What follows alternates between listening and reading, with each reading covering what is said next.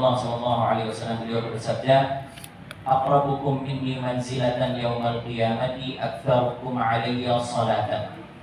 Orang yang paling dekat kedudukannya nanti di akhirat denganku, orang yang paling dekat dengan baginda Rasulullah SAW adalah orang yang memperbanyak selawat kepada baginda Rasulullah SAW.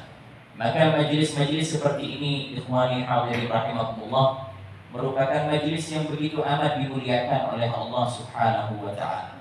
Dan tatkala Allah Subhanahu wa taala menyibukkan kita di dalam kemuliaan, berarti setidaknya kita bisa berprasangka baik bahwasanya Allah Subhanahu wa taala masih memberikan perhatian baik untuk kita. Karena ketika seorang hamba itu disibukkan dalam kebaikan, berarti Allah masih menghendaki kebaikan untuk dirinya. Tetapi kalau dia disibukkan di dalam keburukan dan kemaksiatan atau dalam kesia-siaan, maka berarti Allah Subhanahu wa taala tidak butuh lagi kepada dia. Ya, min alamati i'radillahi 'anil 'abdi istighaluhu bima la ya'ni. Di antara tanda berpalingnya Allah dari seorang hamba adalah hamba tersebut disibukkan untuk perkara yang sia-sia. Maka sekali lagi kita bersyukur kepada Allah Subhanahu wa taala, dan dengan syukur ini kita berdoa dan memohon kepada Allah semoga nikmat-nikmat yang baik ini dikekalkan dan ditambahkan oleh Allah Subhanahu wa taala dalam diri kita. Amin amin ya rabbal alamin. Salawat serta salam semoga senantiasa tetap tercurahkan kepada baginda Nabi besar Muhammad sallallahu alaihi wasallam.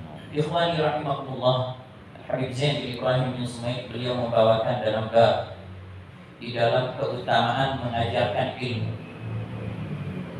Beliau membawakan sebuah hadis marfu' dari Sayyidina Abu Hurairah radhiyallahu taala anhu, bahwasanya beliau mengatakan sab'un yajri lil 'abdi ajruhunna ba'da mautihi wa huwa fi qabri.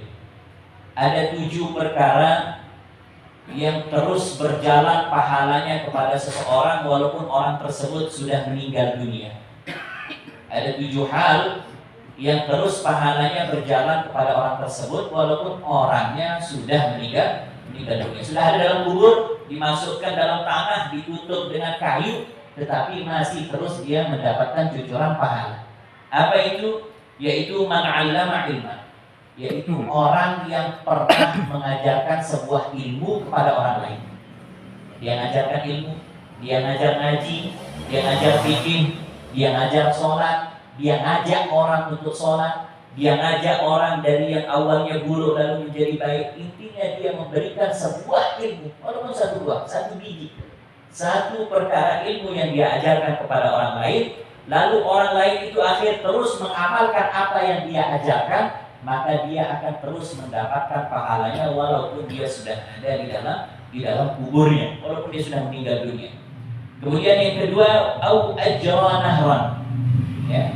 Yang kedua, orang yang terus mendapatkan pahala adalah orang yang mengalirkan sungai, ya, atau membukakan jalan untuk pengairan.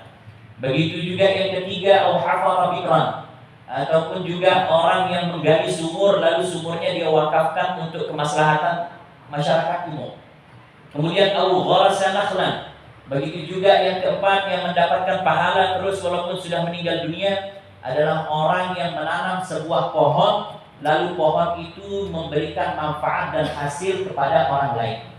Buahnya dinikmati oleh orang lain, teduhnya dinikmati oleh orang lain, maka dia akan terus mendapatkan pahala walaupun dia sudah meninggal dunia. Au bana masjidan, yang berikutnya yaitu dia membangun masjid, dia akan terus mendapatkan pahala. Au waratha mushafan, ataupun dia mewarisi atau mewakafkan Al-Qur'an, mushaf.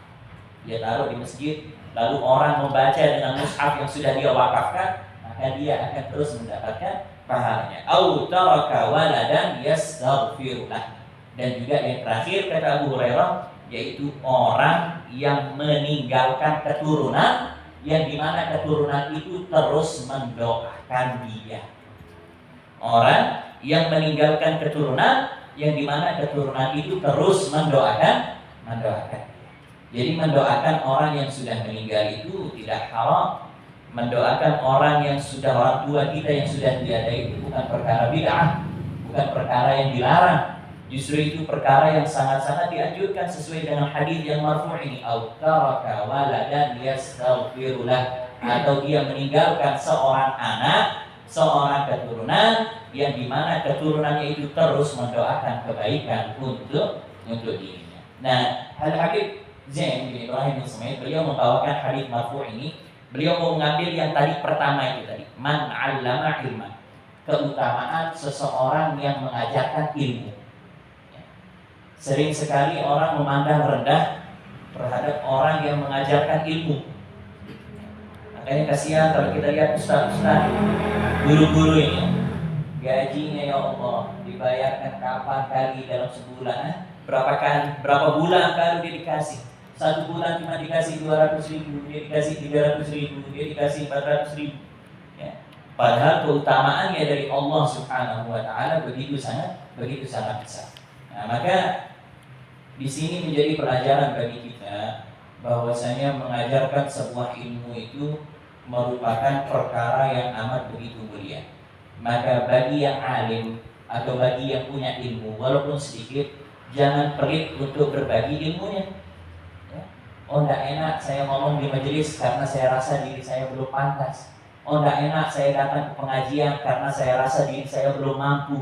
Oh, tidak enak saya kalau mau menyampaikan sesuatu karena saya belum beramal. Lupakan itu sejenak hal-hal yang antum belum bisa gapai, tetapi ingat bahwa antum punya kewajiban untuk menularkan, mengajarkan ilmu dan amanah yang telah diberikan oleh Allah Subhanahu Wa Taala kepada kita. Bisa ngajar ngaji, ajarkan orang ngaji. Bisa ngajar orang fikih, ajarkan orang fikih. Bisa ngajarkan apapun saja ilmu, terutama hal-hal yang berkaitan dengan agama, maka itu yang kita berikan kepada orang lain. Kenapa? Karena tatkala orang mengambil manfaat dari yang kita ajarkan, walaupun satu huruf, itu pahalanya akan terus mengalir kepada kita. Kita ajar satu orang, nanti kita sudah meninggal dunia, orang itu mengajar pada orang lain. Dia buka pondok pesantren, dia punya murid ribuan, yang ribuan masing-masing buka pondok pesantren lagi, punya murid masing-masing ribuan. Bisa kita bayangkan berapa pahala yang kita dapatkan hanya dari sekedar beberapa ilmu yang kita ajarkan kepada orang lain.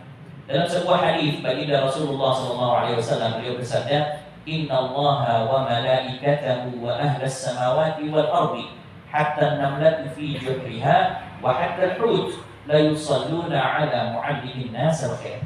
Sesungguhnya Allah bersama para malaikat, bersama seluruh penghuni langit, bersama seluruh penghuni bumi, bahkan sampai semut yang ada di dalam lubang, kata baginda Rasulullah SAW.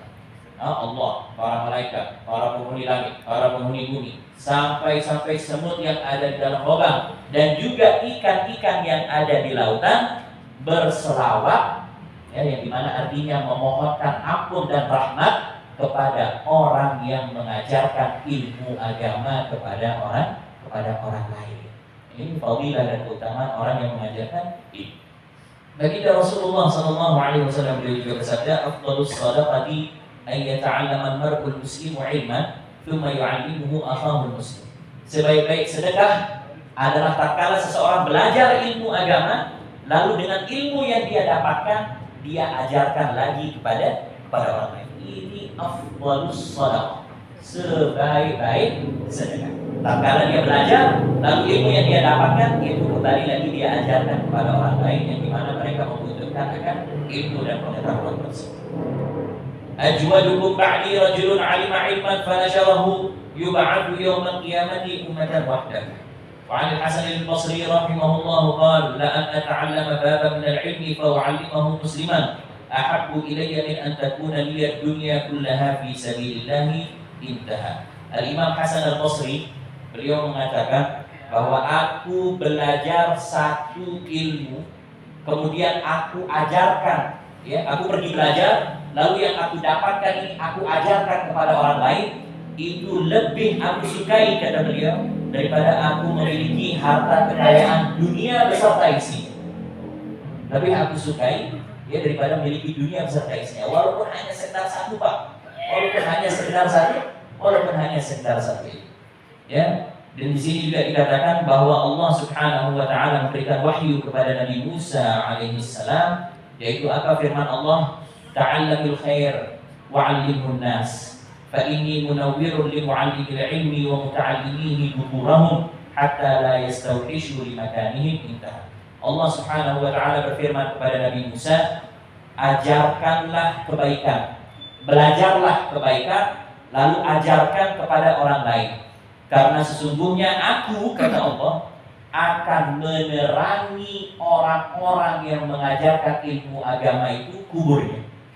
Allah akan menerangi kubur mu'allimul khair, ya, para pengajar ilmu agama, sehingga mereka merasakan kenyamanan di dalam kuburnya. Maka oleh karena itu ikhwan rahimakumullah, masih banyak hadis dan wasiat serta nasihat dari para ulama rahimahumullah taala mengenai bagaimana keutamaan seseorang mengajarkan ilmu agama. Tinggal sekarang bagaimana seseorang yang memiliki amanah tersebut, ya, dia ada rasa untuk mau menyampaikan amanah. Ini yang paling berat. Yang paling berat itu adalah tatkala seseorang dia punya amanah, ilmu dititipkan oleh Allah, tetapi dia masih berat sekali untuk mau mengajarkan orang lain. Nah, ini yang paling berat. Jadi yang paling penting adalah kesadaran dari para ulama, kesadaran dari para asatidz, kesadaran dari orang yang memiliki ilmu untuk mengajarkan ilmunya kepada orang lain, terutama kepada anak-anak, nanti juga dari orang tua kepada anaknya, dari seorang kepala keluarga kepada keluarganya, dari seorang suami kepada istrinya, dan lain sebagainya. Insyaallah akan ada pembahasan lebih lanjut pada pekan yang akan datang dengan izin Allah Subhanahu wa taala.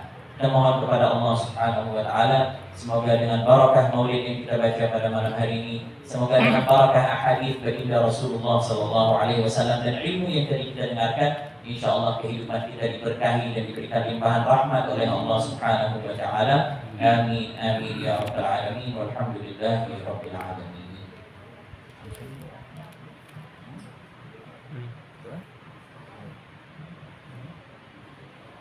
Bismillahirrahmanirrahim. Alhamdulillahirabbil alamin. Hamdan yuwafi ni'amahu wa yukafi mazidah. Ya Rabbana lakal hamdu kama yanbaghi li jalali wajhikal karim wa 'azimi sultanika